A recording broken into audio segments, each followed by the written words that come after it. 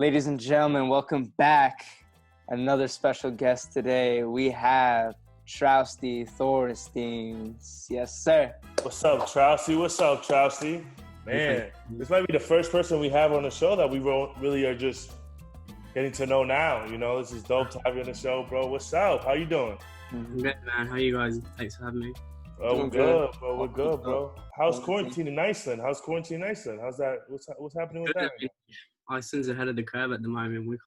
We're in a good place. I think the coronavirus hit us early, and it's a small country, so we were kind of able to eliminate it easily because people kind of just like stayed inside and acted like collectively. So at the moment, things are like almost back to normal.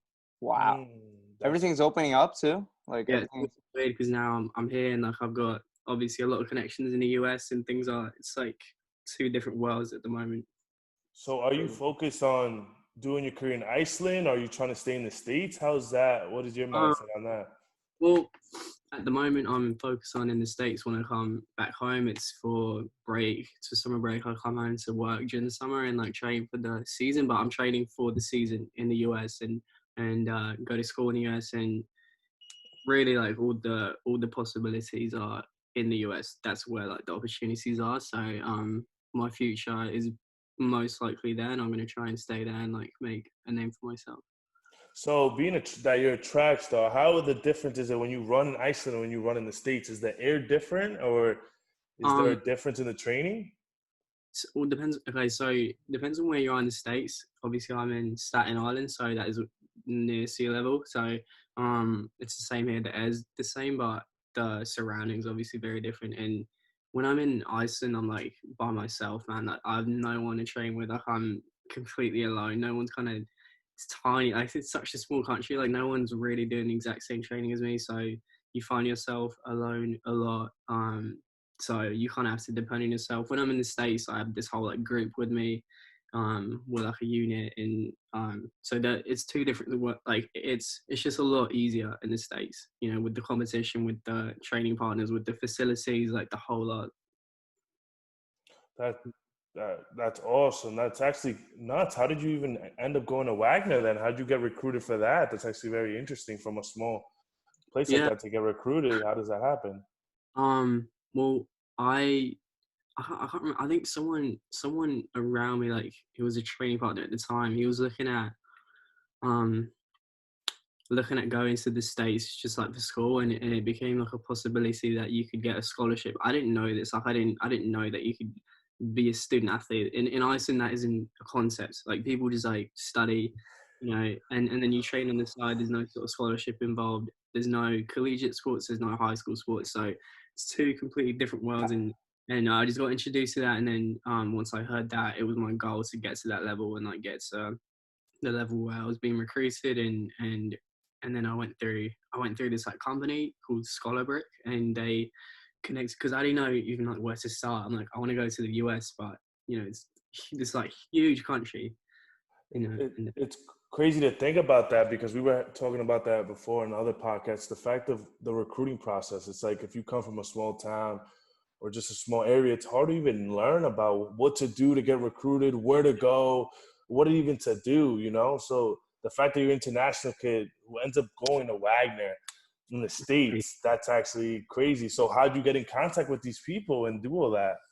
Right. Well, it was through that company that just connected me to like all these different schools, and then some of them reached back, some of them didn't. Wagner was one of the ones that reached back, and they were like, we're interested in having you. And being in New York, I was like, that's amazing. Like that's so sick. I want to be in New York. I want to be great. So that was quickly one of my like on my short list, if you will. And then I was looking at a few ones, and it ended up being Wagner. It was just like a good fit for me. So being from a small state, what is that? Small country, coming here. What is that transition like, man? How is that, like night and day, or? It's different for sure. I think in recent times with like obviously like social media and like the technology, the culture's always kind of become more and more. You become more and more connected.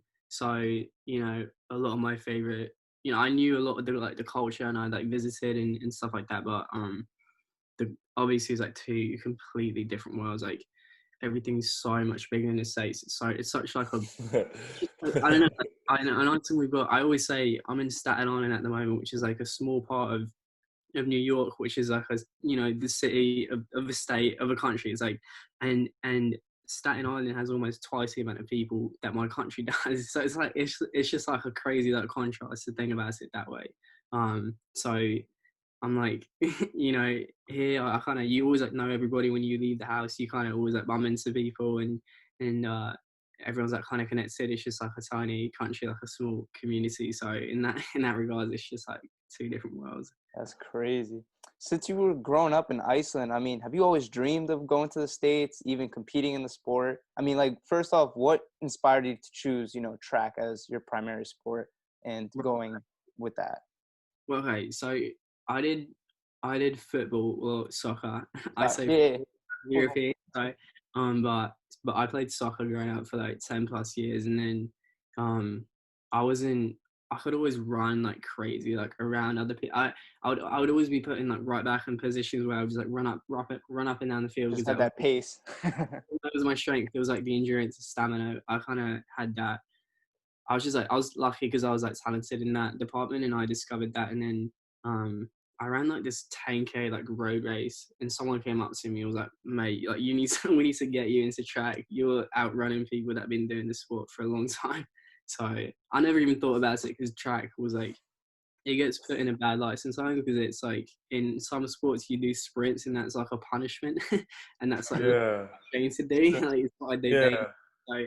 So it was a weird transition, but I found myself like it was just what I was good at, and I was competitive, and I wanted to continue to get better. So that's just like how I got into that. Well, people don't realize with track, it's usually when you mess up in a sport, they make you run. You know what Exactly. I'm saying? When You you run mess up it. in the sport, you run. In Or track, anything. you are running. That's all you're doing is running. And that's one thing I learned from track, which I was nowhere near your talent level.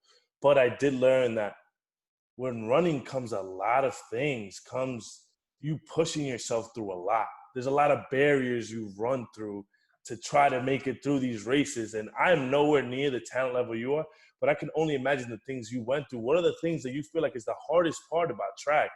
From one of the hardest things you feel like? Well, okay, so the sport. I mean, the sport is essentially like pushing through barriers, which which like a lot of sports are, but you're completely dependent on your own, and like sometimes you obviously just don't. Some days you can push yourself more than others, but it is literally about like the whole sport is about pushing through what you're able to do. It's about getting to that level and then going a little bit faster. You know what I mean? So it's all about milliseconds, and I think mentally that can drive people crazy. Like it's obviously it's not always going to work for you, but I think the hardest thing that I had to find with myself is that when you are competitive, it's all about milliseconds and going like an extra yard, and it's so fine measures and like it's everything has to click for you. And sometimes it doesn't happen, and that can drive people crazy. But so much about patience, and it's a hard sport because you rely on yourself, don't you? Like you don't have like a team to fall back on. You don't have, at the end of the day, you can only you end up always looking at yourself, and that can be challenging but rewarding at the same time, kind of depending on the day. So I got a funny story actually, because we know that you are a track runner, primarily in distance. So I'm pulling up these numbers, your records, and these numbers are crazy. Your mile, it's 4 minutes, 4 seconds. Your PR for the 1500. That man is nice. 3.47. That man is nice. 3,000 meter, 8:16. Like these are astounding numbers, and again, I want to share my story. So I did distance as well, my junior year in track. Oh, here we go. And here we go. My issue was the stamina. Like the people don't realize the mile, it's 4 laps, right? And you have to conserve so much energy while still going at a fast rate. So I was in a race, right? And 2 laps in, I have the lead. And I'm like going crazy. Everyone's cheering me on. go Sal, go Sal. My mom's cheering me on. I go to my coach. I'm like about to pass him. It's like, this is about to be my third lap. And I'm thinking I'm done, right? I didn't know how many laps is in the mile. Oh, no. He's like, Sal. Sal, you got 2 more laps. Let's go. Meanwhile, I'm drained. I am drained. So, Trausti, I just want you to tell me, like, what is your idea and how you're able to conserve energy? Like, that was my biggest thing. And I died out and I got last. Like, tell me how you were, like, that was my worst, literally my worst thing in track. I used to go crazy and not realize I still had like 2-3 laps left. So, I feel like, man, honestly, everyone's been through something like that. It's part of the learning process. You know, like how to conserve energy. Like you time yourself to go at the right time, and I think that's one of my strengths, fortunately. But it took time, innit? Like wait, you say you hold stamina, but if you get a 4-minute mile, you understand you're basically sprinting from the whole time. How are you pacing yourself at that point? Bro, I was excited. I did like a 7:30 mile the other day. I'm over here posting on my story and everything. Like, I thought I was nice. You know what it is, though? It goes in along with your practice. So, like, I remember in track, they used to make us run 6 miles a day. So, like, how would you practice and prepare yourself to run 4 minutes in a mile in a regular race? Like, what was your practice like? Well, so you want to like set up your training so that you run at race pace, which kind of gives you the confidence. So you know, like the mistake that people make, they don't know their limits and they don't know when to go, and like they don't know, I don't know. You build experience so you get confident in certain stages in the race where you know that I've done this before. Like I'm gonna pass this guy, and I know once I've gotten past him, he's not catching me. And a lot of that is mental, but it's also physical, and you want to train so that when you're doing race, like for me at the moment, when I do race pace, I want to have it like a 4-minute mile. So I know I've done this in practice. So when it comes to the race, I've done this before. Like that was the hard part. So now I just like have to execute it. I know I've done it rep after rep, and like now it's just like closing that out. I know I can do it. Do you know what I mean? So it kind of it starts in the training. You want to do that, and that's kind of how distance training is. When you do intervals, you do it at race pace, so you know that. You feel the pace, you recognize it, and you kind of just get that muscle memory. So let's backtrack to when your first race in college. Yeah. You're on the line, you're ready to go. What is that mindset that you have there? Were you scared? Were you afraid? Did you train hard to get to that point? What went through your mind? Hey, I'm from Iceland, I'm here, and it's time to go, man. I was freaking out. It was so stressful. I get stressed on a good day, but for my first race, it was mental, and like I'd never gone to that big of a meet before, and it wasn't even a big meet, but it was at the Armory in New York, which is like a pretty nice facility. I've been there. Yeah, I raced there. It's a nice facility. It's like a couple stories. I was in like the 400 heat, but it's fine. Yeah, man. So I was nervous. It was in 800, and I obviously trained like ridiculously hard to get to that point, but I was also nervous because I was injured. I was injured coming out to Wagner, which was like really unfortunate. And then I'd only been running like a week or two, and people joke about this now all the time because I looked in horrible shape when I showed up to Wagner. So everyone was like doubting me from like day one. What did that do to your mind hearing that stuff though? Yeah, what was that process like? I only heard it afterwards. No one was like telling me that to my face. Got you.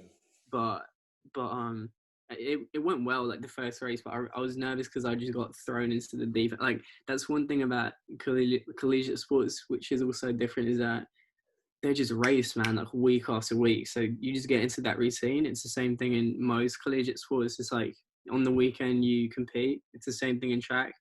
But I was never used to doing that. I maybe race like 3 times a season, and then, you know, you prepare like for so long for a race, but then I just got thrown right into the deep end, and I was like freaking out. But fortunately, it went well, and like it continued to go well. But it's stressful, man. Such a toll on the body too. Yeah. Such a toll. So how'd you do in your first race? How was that? Were you motivated? Like, because I'll be honest with you, bro. I mean, personally, when I'm in school and I'm doing my thing, I'm like, I'm putting on for my town. I'm putting on for Dominican Republic. Right. I just ride that. I don't know. That's what motivates me every day in life. So when you were out there, did you feel like, yo, I'm representing for my country, you know? And Yeah, my country, and at that point, I was like wearing a new uniform. I was like wearing Wagner, and I was like super proud of that. Like I was obviously first Icelandic person to go to Wagner, but there's only a handful of us that go to the States. You know, you kind of it is a big thing to leave your home and go all the way to America and do that. So I was proud of that, and I obviously want to like represent Iceland, and because it's a small country and it's a small sport in a small country, so you want to kind of lead the way and like do it well, you know. so transitioning, how was it? Did you face any things like, yo, I want to go back home? You know, because I remember at certain points in my career, I was like, damn, I could just drive 40 minutes and just go back home and chill with mama, and make mama hug me. You know what I'm saying? And it's just like you had to keep pushing. When was that moment that you didn't feel like, hey, maybe I shouldn't? Like, Um, I was confident in my choice. It was fortunately I got open with I got open well arms. with open arms. So from day one, I had like good mates and good friendships which like helped the transition a lot. I think I'm quite good at being independent personally, which helped it a lot. So um, you know, I'm in good contact with my family all the time. So I miss my dog like crazy, which was a very hard transition. But obviously you miss your friends and you miss your family, um, and that gets hard. But at the same time, I always thought that I like made the right choice. So you're at Wagner now. What was it like to be running every single day and then still having to go back to class and focus on academics? Because one, your body's already going through it. Now you got to work your mind and in academics. Tell me what that was like. Um, that was difficult as well. But I think being a student athlete is a great setup how they do it, and you always have being an athlete, you always have like a little bit of leverage with like what classes you're able to take and like at what time. So that was very fortunate because at home, there's no such thing as like student athlete. So I'd have to do. I was from 8 to 4 p.m. in like class, and then I had to show up at practice at like 4:15, and it was that was hard. So it was much easier in the States, but you know, obviously you want to focus on your sport. School kind of, even though you don't always want to admit it, like for me, it always came second, and it's yeah, but but yeah, I don't know. I mean, the language is still English for you guys, right? What is the language like? Did you struggle with any language wise or anything? I mean, is Any this language barriers? and language barriers? Because I mean, you speak pretty good English. I mean, is that I don't know if that's like The language is like Icelandic, so that's my first language. Um, Icelandic. yeah, I moved to England when I was like 6, and I lived for a few years, so that's how I learned it, and I've been speaking it since I was like 6 or 7. So that's why I'm like practically fluent at this point. So there wasn't much of a language barrier, but there always comes like a time when I'm like, you know, sometimes I just like lose the words, like they just don't flow as well as with natives. I'm practically fluent, but there's always like those couple moments when I'll like stutter more than the average person or whatever. But for the most part, like yourself, like people can't notice, you know. I feel to segue into something I was seeing, it was you have a YouTube channel and you're very, very strong and adamant about. Alvin has shown me the mental health video that I think people should go definitely see. Well, the importance of mental health to you is huge, and I feel like people don't understand how strong that is. I mean, you don't know this, but my viewers already know this. And one thing after what happened to me was mental health, was coming back and being myself again. It really took me long time now. I'm not even myself yet. Mm-hmm. And can you, how do you, like mental health, why are you so adamant in, bringing that out to light, Yes. Okay. So my YouTube channel, it's not. I don't post consistently on it. I just posted. Like, I have like 3 videos. It was just like projects for school and like personal Mm-hmm. projects, like that one. Hopefully I'll be using it more in the future and be serious about it. Yeah. But But the mental health video I wanted to make, it was first we were meant to make a video about class, and it could be about whatever. And this was something that I was like very passionate about, and I don't know. I feel like it's not talked about in general, and Mm. and even when it is, it's not to the extent that it should be. And it was just like it's both from I've That been it around needs sports. to be. That needs to be 100%. I've been around. It's particularly in sports where I think that it just like needs more recognition because it's such a mental battle and people struggle with it. And particularly like it's very like I mentioned this in the video with men. With men, it's particularly in sports where it's so much like you have to be so strong. And it's always you're always hit with this like, oh, don't be soft, man. You can't be soft. And with running, Hmm. it's like I notice it. It's so particular in running where it's like, don't soften up now, don't be soft. And it's like it's given no context. And it's like if you're an athlete at that point, obviously you are not soft. You have nothing to prove. 100%. You can be going through whatever, and you can be stronger than anyone right there. And no one will know it. So I think just throwing stuff out there can be so harmful, and you just like. It's putting your pride to a side and realizing like, hey, I'm really going through this. And I feel like one thing, my opinion on mental health, it's finding yourself, when you lose yourself during that moment in time. Mental health, I feel like, is just you lose yourself for that moment of time. And it's that race to get back to yourself. But guess what? You'll never become that person again. You have to become a better version of that person so that doesn't happen again. And I feel like that's one thing I feel about myself going through it myself. And it's one thing we all face because like I always say is like baseball, sports are going to end for us. Sooner or later for us, it's going to end competitively at least.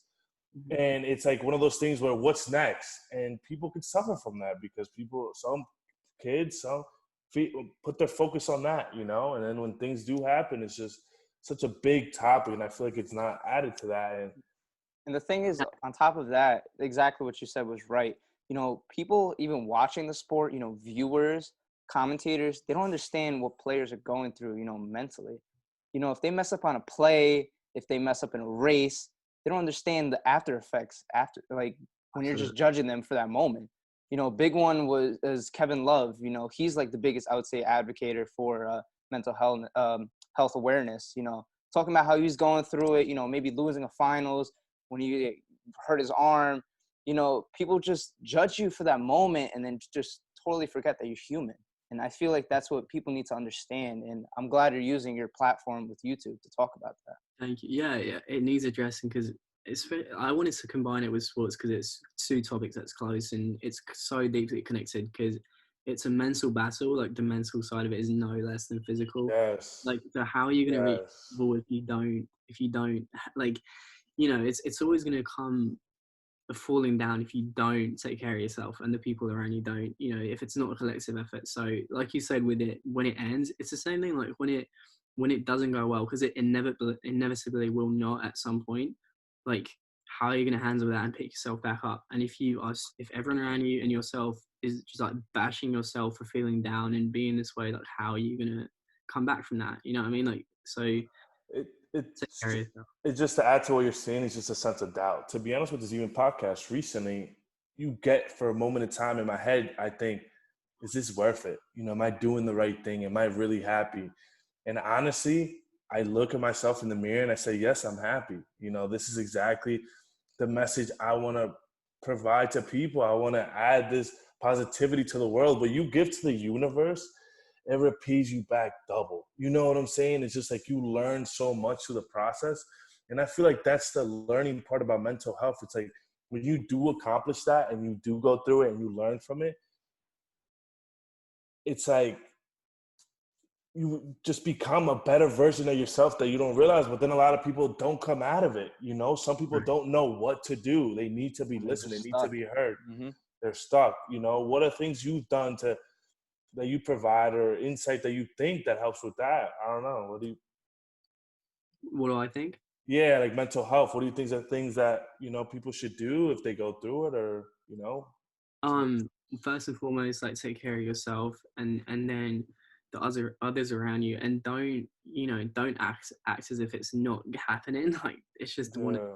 And like, because that's the worst thing, holding it in. I feel like, people hold it in and it's just making it worse for themselves. You gotta like, reach out to other people. and just like admit that how big of a mental battle sports is and life is. Like, it's hard. Like, it's hard on everyone. So the hardest thing that you can do is go through that alone. And so you need to, it's a collective effort for everyone to improve yourself, improve the others, and improve the surroundings. Like, especially like when you have that, and again, like I mentioned that in the video, which is why I also made it. When you have that one outlet, you pour everything into it. It's like an escape for you.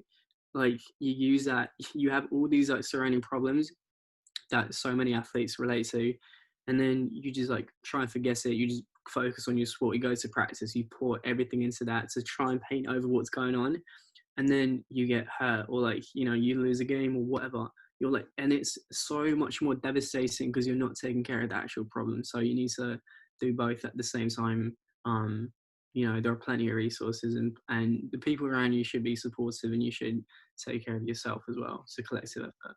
So as we talk about, the importance of mental health, awareness, have you dealt with it yourself? That's what kind of motivated you to now talk about it on this platform, just so, viewers that didn't know? 100%. It's an everyday thing for me. And I'm not trying to hide from that. Like, I'm very open with that, and like, the more I talk to other people and the people around me, it's just like, it's everywhere. Like, it's just like silly to pretend, 100%. So 100%. It's not just athletes too. It's regular students. It's not just athletes. However you want to label it. Some people want to label it, some people don't.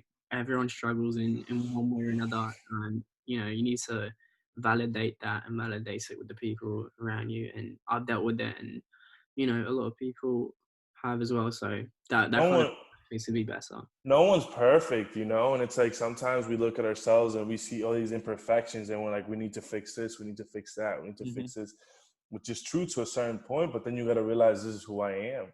Either you're going to love me for who I am or you're not. And it's like, what am I living my life for your decision, for what you say, or for what I believe myself? You know what I'm saying? Like, absolutely. That's one of the reasons this podcast was even made in the first place, was creating that platform that, hey, there's so many other stories out there that could be relatable to you.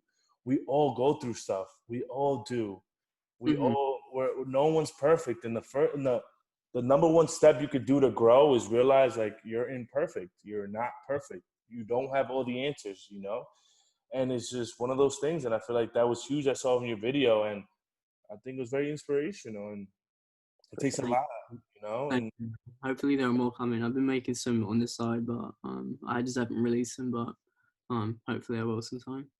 Yeah, no. And with track, that comes a lot of thought and a lot of energy, and there's a lot of things that come out of it. I can only imagine you come from a small town, from a small city, a small country, to this basically New York, It was Staten Island, but it's close to New York. Like, you know what I'm saying? Like, it's just coming there. It's just, I can imagine the shell shock you were in, and just, it's probably a lot to take in, no? It is. It's overwhelming. Like, there's just a lot going on. There's a lot going on in New York and America, and it is overwhelming. It's a lot to take in, but for the most part, it's been great for sure.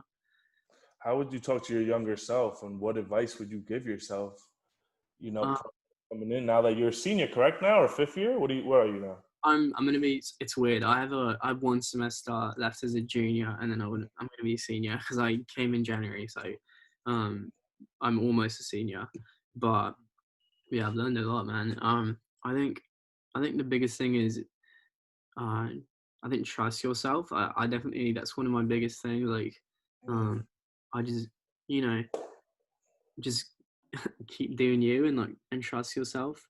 Things will turn out okay, and if you have to believe in yourself, because not many people will along the way. So that's so true. That's so true. You're gonna have haters, of course.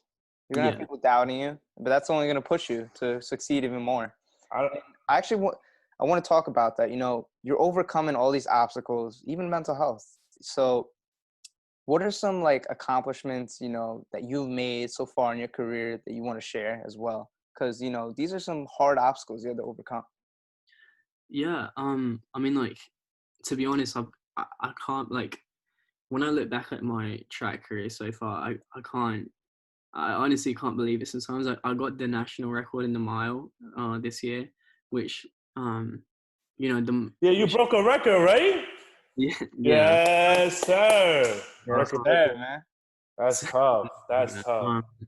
And I don't know. Sometimes you sit back and you look back because you can get caught up being competitive and you always want to. It's like you don't realize that what you just did. Yeah. What you just did. That's why kind of Record. my I want to be able to take, I guess, more pride in that sometimes. And sometimes you have those moments where you kind of sit back and you're like, wow, I've come a long way because I definitely did not start this way. And I've had to count on myself a lot of the time. And, sometimes you let yourself down and it's hard to count on just yourself. So, sometimes you have to be able to pat yourself in the back and be like, I want to go even further, but I've done all right, Exactly. I You mean, went through a journey. Alvin was telling me that you accomplished that, and it was like it took you a little bit to realize like I just did that, because you were just caught up in the moment. And that feeling being caught up in the moment is crazy because people don't realize when you're competitive at everything. Even though this is a track, but it's like, everything in your life you start being competitive about. Like, you know what I'm saying? Like, I'm really starting to focus on school a lot. So I'm starting to be competitive. Like, why is people getting higher grades than me? What are they doing that I'm not doing? I got to figure out the formula. What is the formula? You know what I'm saying? It's like, it's like transitioning to that. And I had to, again, I keep repeating this, I had to retire from baseball. So it's like, what's next for me? So I keep trying to, like, what's the word I'm looking for? Just better myself or like beat myself like to it. Like I gotta get this, I gotta get that. We'll use a track term, PR. Basically, get a better, PR. better Ooh, time. yes, You know what I sir. mean? exactly. That's what it is. You just push yourself to your limits and go beyond that. And Exactly. Yeah, For it's sure, awesome. man. yeah, man. How do you not get caught up in the moment though? That's such a tough thing not to do. What makes you snap out of it? Truly, How about hoisting, the NEC championship? Mm. How did you feel with that, man? Come on, like you got to be like, I did this, give it a kiss, whatever. How did you feel with that? I sleep with it. I was, I was, I'll make love to it. That's I my was, baby right there. If I win that, I it's was over. because that was for the team. So I was able to enjoy that moment for sure. With the, I don't know, like because I feel like I have such a long way to go. Like this isn't. Sure, I like that mentality. It's like it's not enough. You know what I mean? Not enough. Preach. I like that.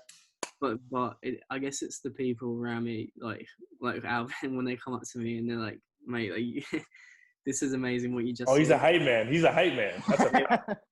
They all are, man, and they've been great. Like they let me like be more proud of those accomplishments. You're your Because number one supporters for sure. yeah, because you need those moments as well. For sure. That's awesome, bro. That's amazing. What are the people you look up to? Do you have anyone that you really admire or look up to that got you to where you are? Because I know truly, I got to be honest here. I've been falling in love with Kevin Hart. Kevin Hart, if you hear him speak and how much he's grown, has become one of the most influential people in my life. And I don't know if you guys have heard him. I don't know if you guys listen to him. And oh my God, that Joe Rogan podcast that he had where he spoke about just the reality of life, about what you provide to the universe, you get back. It's like, what do you want to do? Like the importance of a podcast, of listening to these certain things. These are people who live near you and they're doing, it's like, yo, I'm not telling you what to do, but this is what I did this is what I'm doing to get here. It may not be right, but it is a step. It is something that maybe could click in your head and trigger to that, man. It's just, I don't know. It's just, who's your influential man? I don't know. Who's your influence? Like, who do you listen to?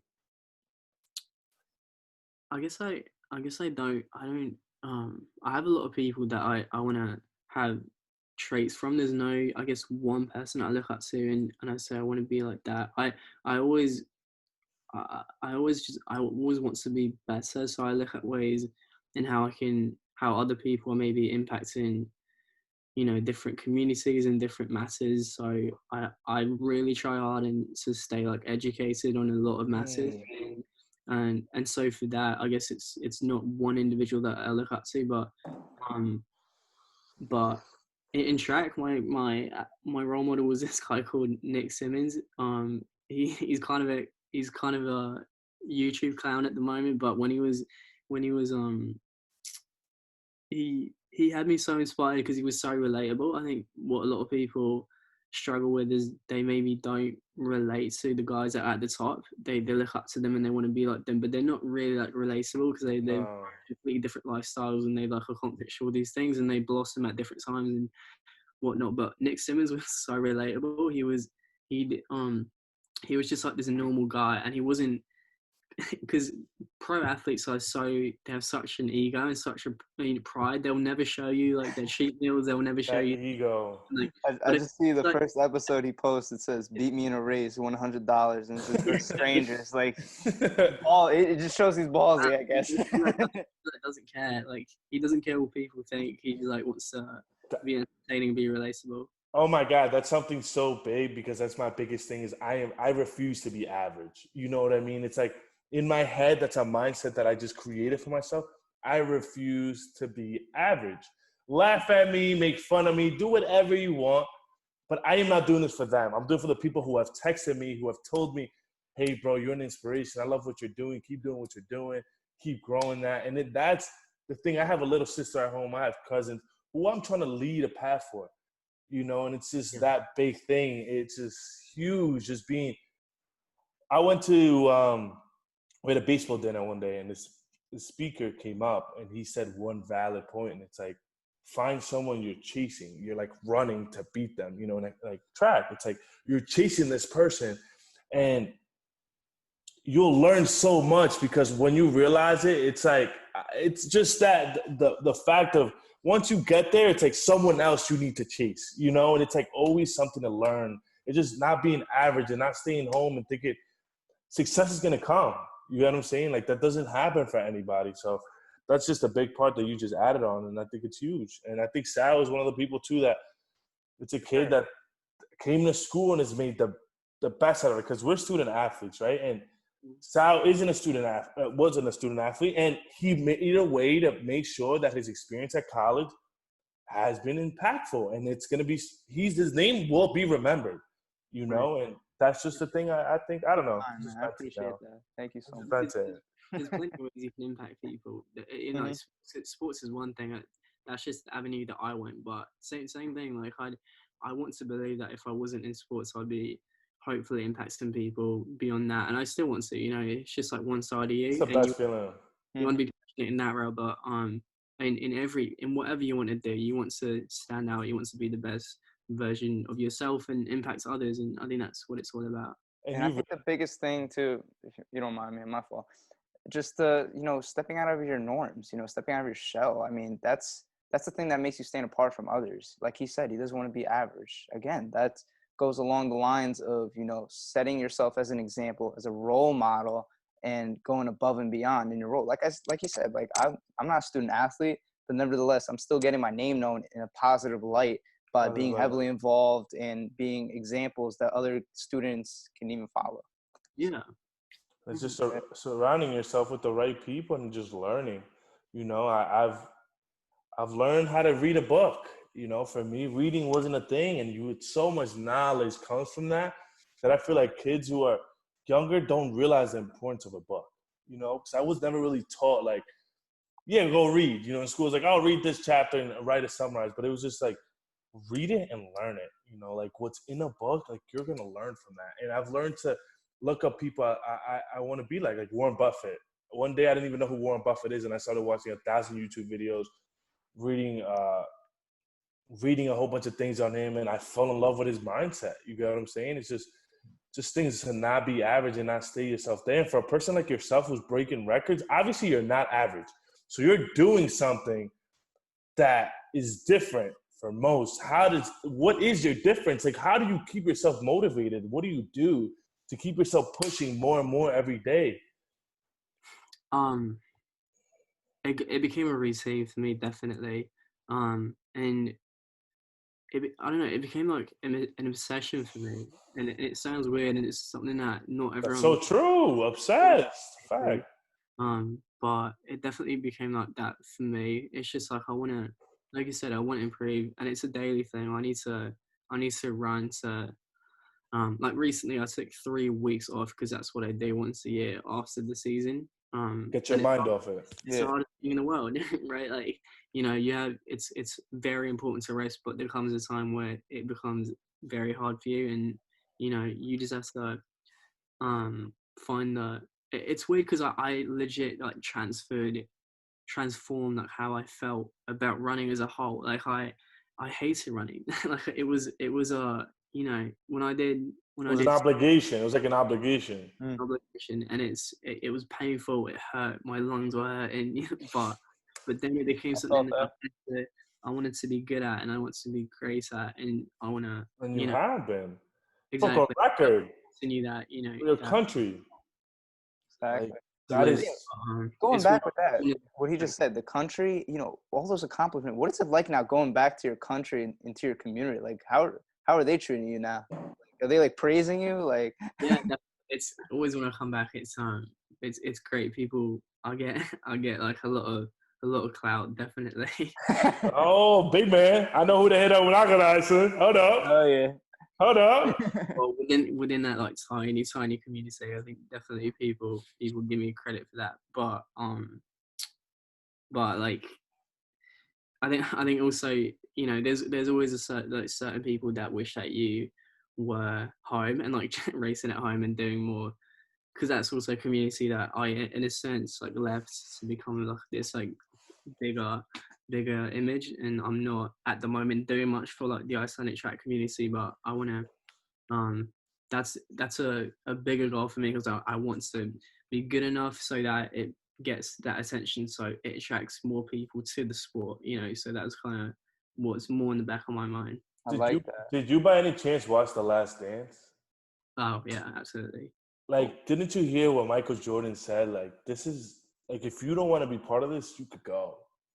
It's like, and I've heard a lot of backlash from that and a lot of perspectives. Like, he was a douche, this and the third. But to be honest with you, to be great, you gotta be like that. You have to make And that's such a like what you just said is exactly what he said. It's like to be great, I had to be like that. If you don't want to be part of here, you could bounce, bro. You know? And that's such a huge thing that people don't realize, the fact that you just can't be average and think everything's gonna be all right and normal. Oh, I just missed the game-winning shot, and even though you missed it, it's like that's not okay. You know what I mean? Like, you got to make it next time. Let's work on that. Let's do that. Like, let's get better at that so you could create that. And I don't know. It's just things I That look at. series, man, that was. What I did mean, you think of that? What did you get out of that? The Last Dance. he's a special breed. It was insanely inspirational, definitely. Um, I like, I don't think the exact same way, and I think that's okay. People are different in that, but Of course. it's inspirational seeing someone with that extreme drive, like how it's just that one thing that they have in mind, and they'll do anything to achieve that. And it was um I don't know. What was great about it was, one thing that I took out is how he always like managed to stay motivated, right? Because that's like one of the hardest things. Like how he just had to like trick himself, and that's kind of Anyone who talked smack, anyone that talked like smack was like, "Oh, it's over for you. Game's over. I'm yeah. taking over." Like, Anything. He's like, or he like fucking he like made things up in his mind, like he made something up. just to have like a fire, like just push yeah him. exactly. He Crazy. played mind tricks on himself. Mm-hmm. Like, how crazy is that? Like, someone would be like, "Hey, like your shoes are untied. Oh, it's over for you. It's game on. It's done. Like, it's over for you. He Like, would have to be mad at you for something, or like game it's funny. over." That's hilarious. And So it's go. another thing I wanted to talk about and bring to light is, your goals, after your collegiate career. Where do you see yourself? Do you see yourself, pushing beyond the sport in college and trying to go national, maybe even represent your country? Because I know Iceland, it was the first time they represented in the FIFA World Cup. Do you Yeah. see yourself doing the same thing with track, maybe as like a leader for them? So okay, there's like two sides of that. I think I define how I feel about this, because at one point, I had these insane goals, definitely. I think my goals would be, and what I would see for myself is that I I want to go pro. Like, there's no way around that. That's what I strive for. That's what I hope for.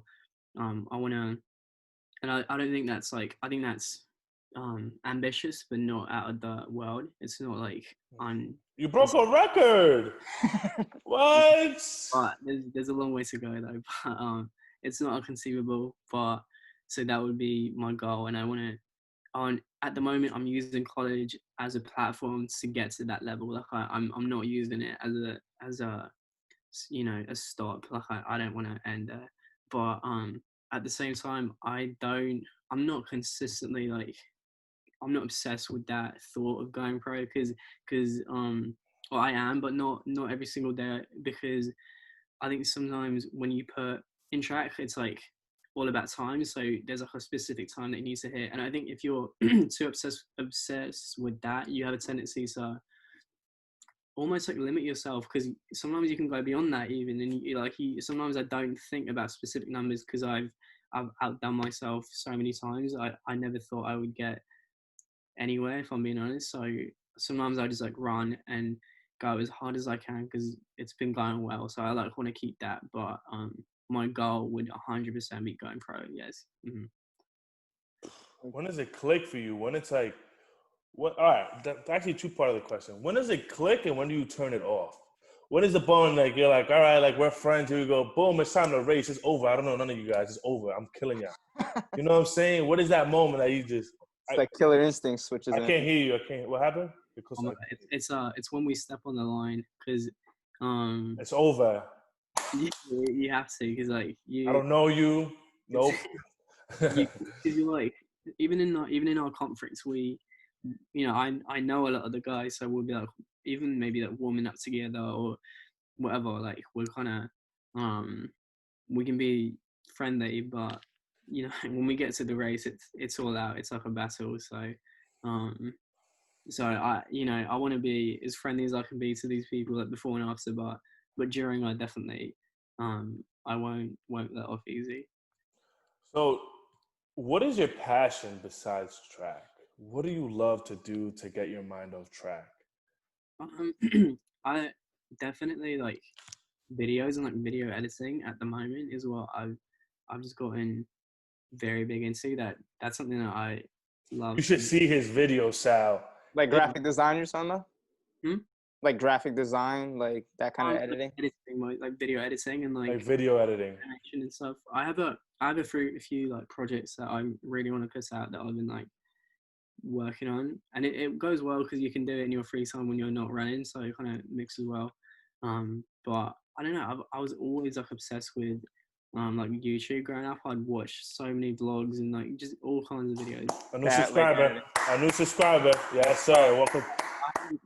I've never like devoted any time. I know I have the channel, but I don't post on it. Like I don't use it, but I have like made a few videos, and I maybe I will sometime like put some actual effort into that. But I think that's like my other passion, definitely, that I just can do for hours. How difficult is to be an athlete in college? And I ask this to every student athlete because everyone's different. And how difficult is that for you to be like, hey, like in the simple fact of, at the end of the day, I'm getting a degree in college. I'm graduating with a degree. How do you stay making connections to continue that career as well? How do you separate yourself? For me, it was kind of unique because I came to America and to Wagner to run almost. Like I came for the degree, but you had no idea, right? Right, but my motivation was to run. Do you know what I mean? So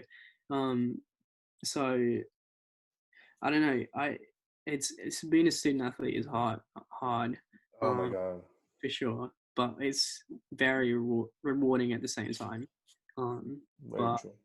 there's really like it never ends. That's like the difficult part. It's day in, day out, but at the same time, that's like almost the beauty of it as well. And I bet you playing sports is difficult because in college, because as much as it's fun, it's a grind. It teaches discipline. It's like the importance of discipline. You get taught in college discipline, and high school didn't teach me much about discipline or anything like that because I don't know, it's just not something you really learn much in It wasn't that serious. It wasn't that serious. You didn't really have people coming in and telling you, hey, listen, when you go to college, most likely you'll have 7 or 8 hours at most free time, which most likely will be your sleeping time. You know what I mean? Besides that, you'll have no life. Yeah. If you're really locked in. So it hits reality quick. Definitely, man. It is serious. And you devout, especially with track, like the practice time is maybe like 2.5 hours, but there's so much more that goes into that. Like you have to focus your eating schedule, your sleeping schedule, like everything around that. It's like it's the center part of your day for sure. So it's what you focus on and it's what you care about beyond everything else. So and nutrition for you guys, because I mean, as baseball, that's gotta be huge. We could kind of get away with a little burger here and there. You know what I'm saying? I'm a little tubby right now, but you know, we get away with a little burger every once in a while. But you guys can't. You know, how does that even? Oh my God!